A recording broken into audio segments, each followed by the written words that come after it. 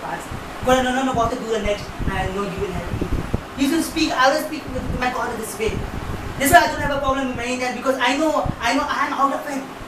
I feel something like joy. I feel something joy when I speak in this way. But in fact, the word of God says very clearly, He will direct my paths, and in His presence is fullness of joy, and in His right hand is the pleasure. I want to say in His presence is the fullness of joy. Do you experience joy in something? If you're praying, do you experience joy in that? If you worship, do you experience joy in that? If you read the word, do you experience joy in that? If you really experience joy in that, people of God, I want to guarantee that the presence of God is coming in that place. The presence of God is in that place. If you feel fullness of joy, whenever I prepare the word, I feel the joy in my heart. You know, whenever I pray, when I remove the word of God and I speak, I really feel the joy of the Lord in my heart. If you feel the reality, the fullness of joy in your heart, that means believe that the presence of God is at your atmosphere. You don't think something is going to shake my body, something. No, people of God. The word of God says very clearly. The word of God says very, very clearly. In the presence of God, there's fullness of joy. In the presence of God, there's fullness of joy. We need to understand His presence. We need to understand His presence. If you really feel joyful something, if you want to help somebody, if you really feel joy to help, then go and help that person. If you don't feel joy and I say don't even go. Well, you don't feel the presence of God. Only you feel the presence of God when you are really joyful. But what of God says, if you know how to experience the presence of God. In the presence of God, there's fullness of joy. Whenever you're doing something, are you really feeling joy for it? Are you really feeling happy for it? If you really feel happy for it, believe that the presence of God is flowing over there. What of God is not joy, fullness of joy. Are you feeling very excited? Whenever you're a part of God, are you really feel excited? Whenever you worship, do you feel excited? Whenever you play guitar, do you feel excited? Do you really feel excited? Believe that the presence of God is over there. It's not something will happen, something will shake your body or something shake your hands or something. You know, people feel, okay, this is the manifestation. You know, Bible never says much things about this thing. Yeah, this is glory will manifest, Bible says. Bible says glory will manifest. But more than that, Bible says about when you have fullness of joy, His presence is there. Because in the presence of God, there's fullness of joy.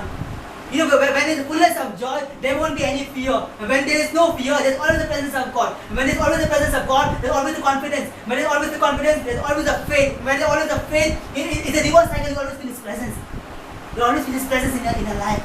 You always feel His presence. You won't have any problem in your heart, or soul, anything. You always feel His presence always. The word of God says that God told Moses that you will go, that you all will go to this land, but my presence will not go with you. When Moses heard this, Moses says that there is no need for us to go and conquer that land then. If you give us the land, it's useless. We want your presence. You know, to have something promised without the promise is useless. To have a blessing without a blessing is useless. God will bless us with everything, but to have a blessing is very important. When Moses came to know this fact, he said that I will not go. He said, if your presence does not go with me, I will not go to this land. I will not go and process. He said that if your presence does not go with me, I will not go.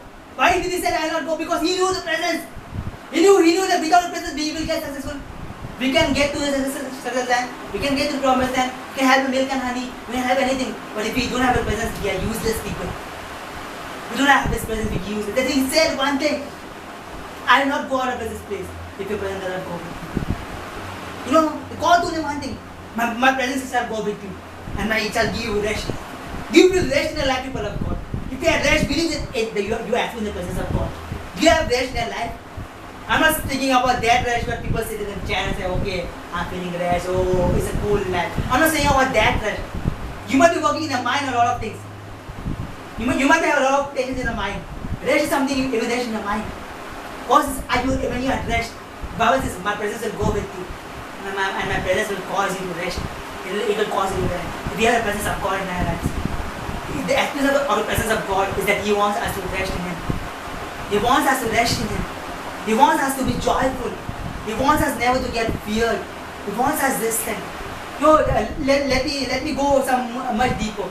The Word of God says, if you go and take the full Bible, the full Word of God, the Word of God says, only one type of person can dwell in my presence forever. Only one type of person. Only one type of person can dwell in my presence forever. This is what the Word of God says. Only one type of person. The Word of God says, if you go and take the full Word of God, you will never see who can dwell in God's presence. Only one type of person the word of God says can dwell in my presence. He says, the upright shall dwell in my presence forever. Only the upright shall dwell in my presence. The righteous shall dwell in my presence. And how we are righteous? We are righteous not by your effort. We are righteous by the grace of God.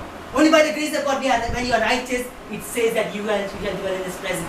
You see, we speak about abiding in His presence. The word of God says, only when you are righteous, you can abide in His presence.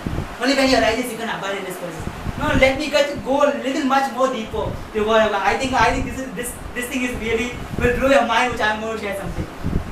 There was a time in Jesus' life. There was a feast called a Passover feast.